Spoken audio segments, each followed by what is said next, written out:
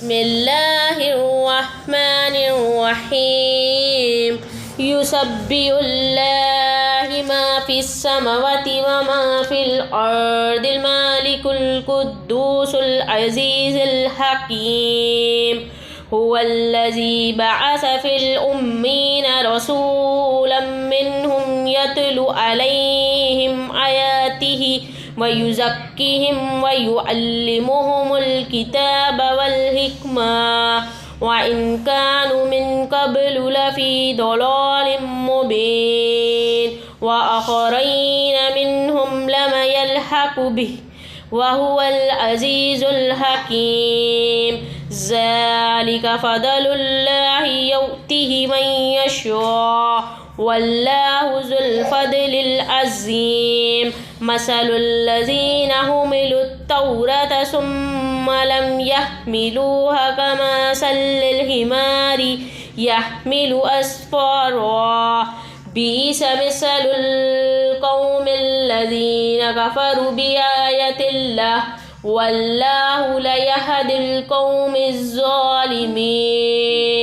قل يا أيها الذين هادوا إن زعمتم أنكم أولياء لله من دون الناس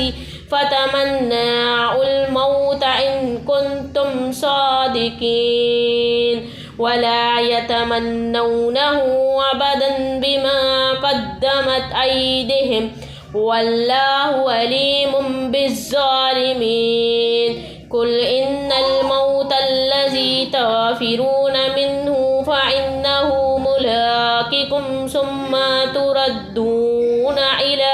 عالم الغيب والشهادات فينبئكم بما كنتم تعملون يا أيها الذين آمنوا إذا نودي للصلاة من يوم الجمعة فاسعوا إلى ذكر الله وذروا البيع ذلكم خير لكم إن كنتم تعلمون فإذا قضيت الصلاة فانتشروا في الأرض وابتغوا من فضل الله